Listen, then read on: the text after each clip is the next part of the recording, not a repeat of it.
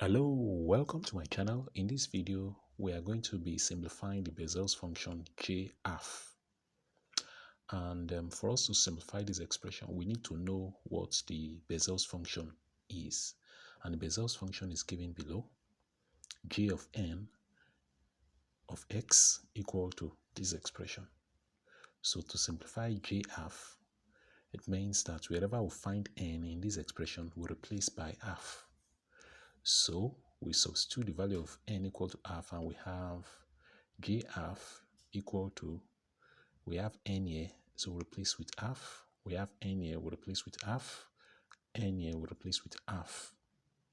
So at the end of the day, what we need to do is to expound this summation sign from r equal to 0 to maybe a convenient point, maybe to the third term also. So we start by saying whenever we see r, we put 0. We see r, we put 0. We see r, we put 0. We see r, we put 0. We get the first term. Wherever we see r, we put 1, 1, 1, and so on and so forth. So we now have j of half equal to. So for the first term, we notice that when r is 0, minus 1 raised by 0 is positive. When r is 0, we now have x raised by half. When r is 0, we have 2 raised by half. When r is 0, we have 0 factorial. When r is 0, we have gamma 1 plus half, which is something as 3 over 2, gamma 3 over 2. Now, when r is 1, we have minus 1 raised by 1, and that gives us a negative value. So that's why we have a negative here. When r is 1, we have 2 plus half, and that gives us 5 over 2. When r is 1, we also have 2 raised by 5. When r is 1, we have 1 factorial. When r is 1, we have 2. 2 plus half will give us 5 over 2. Then, finally, when r is 2, we have 2 times 2, which is 4. 4 plus half will give us x raised by 9 over 2. The same also applies here. When r is 2, we have 2 factorial. When r is 2, we have 2 plus 1, that's 3. 3 plus half, that gives us 7 and a half, or 7 over 2. Remember, when r is 2, we have minus 1 raised by 2, and that gives us a positive value. That's why we have positive. Then minus, so on and so forth. So this 3 is enough. Now, we need to simplify this one to see what happens. We notice that if here is x raised by half, we can factorize x raised by half out. And when we factorize x raised by half, we are left with x raised by 2. If we factorize x raised by half out, we have x raised by 4. Also, we have 2 raised by half here. We can factorize 2 raised by half, and we are left with 2 raised by 2. This part 2, we have 2 raised by half factorized out. We are left with 2 raised by 4. So we have it in this form. 2, this 2 raised by half still remains. Our 0 factorial is 1. 1 factorial is 1. Then 2 factorial is 2. That's it here. So this one is split into this and this. Our gamma 7 at this point is the same thing as 5 over 2 times 3 over 2 times 3 over 2. The reason why we left it at 3 over 2 is because there is gamma 3 over 2 here. Gamma 5 over 2 is the same thing as 3 over 2 gamma 3 over 2. You can check my previous video on the gamma function to see how gamma function is simplified, right? So at this point, what we notice is that x raised by half is common to everything at the top. 2 raised by half is common. Gamma 3 over 2 is also common. So if we factorize, we have x raised by half, 2 raised by half, gamma raised by 3 over 2. So when we take all this one out, we are left with 1. When we take this one, and this one out, we are left with x raised by 2, 2 raised by 2, then 3 over 2. Likewise, the same thing here. We factorize everything out. We are left with 2 raised by 4, 2, 5 over 2, 3 over 2. Now, at this point, you realize that these 2 can take care of these 2, leaving 3 times 2. And this 3 times 2 is simply 3 factorial. If we come here, we notice that this 2 is 4. And we have 2 times 2 times 2 times 2 in 4 places. These 2 in 2 places will take care of 2 in 2 places, leaving 2 raised power 2. That 2 raised power 2 is nothing but 4. So we have 5 times 4 times 3 times 2, which is also known as 5 factorial. And this expression reduces to that function, that expression, which is this expression. So, and from here, we know that our gamma 3 over 2 is something as half gamma half. And our gamma half is nothing but the square root of pi. And we have it in this form. So we have 2 raised by 2 half square root of pi 1 x squared 3 factorial x4 5 factorial. Now, if you notice, this expression looks somehow like one of the series expansion, and that should be sine x. So if we compare, sine x equal to x minus x cubed 3 factorial plus x5 5 factorial. When you compare this with this, you see the resemblance. There's 3 factorial 5 factorial. The only difference is x squared. This one is x cubed. X4, this one is x5. We can make this one look like this by factorizing x out. When we factorize x out, here we'll be left with 1 x squared x4, which tallies with this.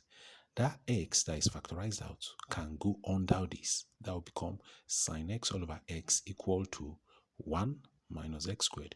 So everything here is nothing but sine x all over x. So we have sine x over x, our x raised per half, 2 dot this will give us 2 raised per minus half. That's like saying 2 raised per minus 1 times 2 raised per half. Half minus 1 give us minus half. That's what this one results to. So at this point, we notice this one is same thing as x raised by x square root of x. This one is same thing as 1 all over square root of 2.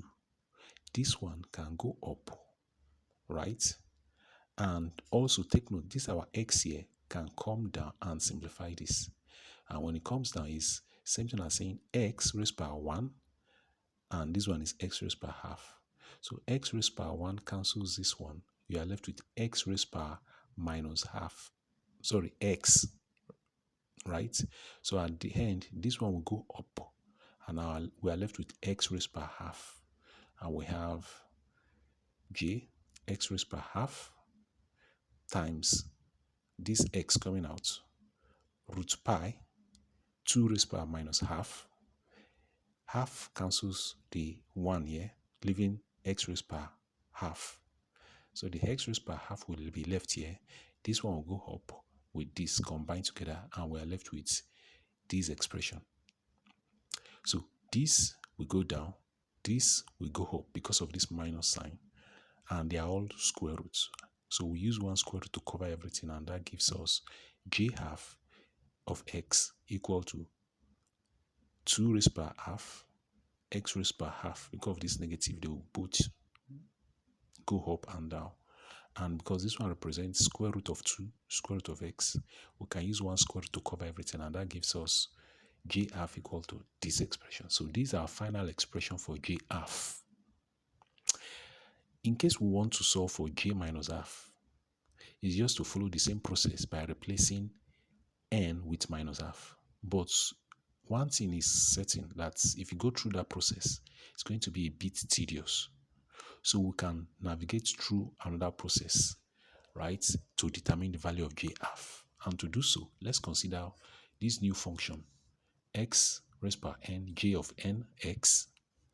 If we differentiate this term with respect to x, we have this expression. You differentiate it, you differentiate this one, that will give us n, x, n minus 1, and keep the j of n. Then you keep this one and differentiate this one, j prime of n. So at the end of the day, we notice that in one of our previous video, we found an expression for j prime.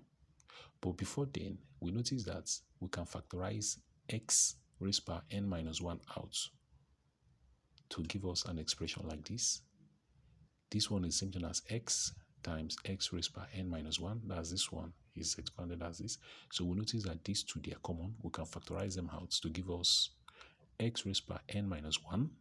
We are left with only n, j of n, x, j prime of n.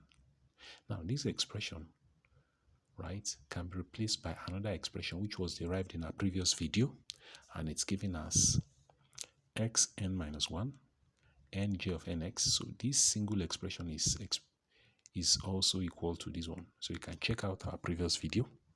So at the end of the day, nj of n is exactly equal to nj of n. So they cancel out. We are left with x j of n minus 1.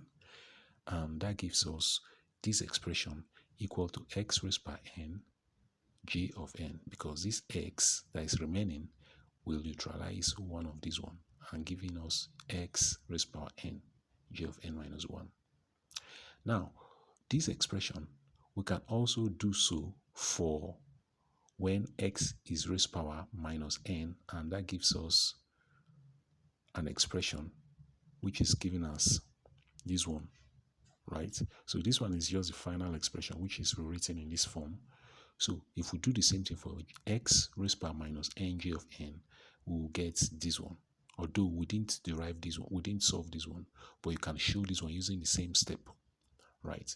So to solve for j minus half, the reason why we went through this process is because it makes life easy when we want to solve for j minus half. So for instance, now, when n is half, what do you think will be here? It will be half minus 1. That will be j minus half. So once we know j half, we can make j minus half the survey formula and find out the expression for j minus half. So let's replace n with half and see what happens. We have n.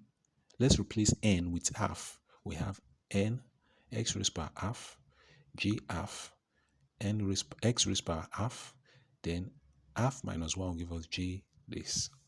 So at this point, let's simplify these parts first. Remember, our j half was earlier derived to be square root of 2 all over x pi sine x. So let's substitute that expression into these parts. So our j half is given by this expression.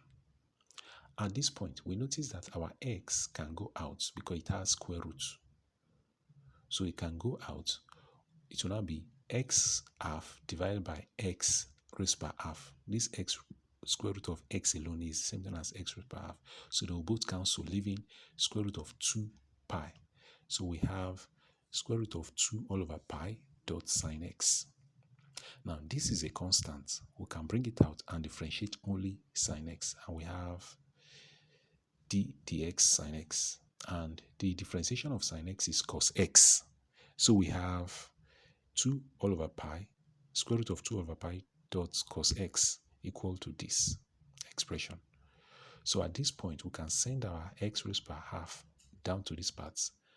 And because it is the same thing as square root of x, when it is coming down, it enters this point in this inner square root. So we have j minus half equal to 2 all over pi x dot cos x. So this is the expression for j minus half. Makes a lot of sense following through this process.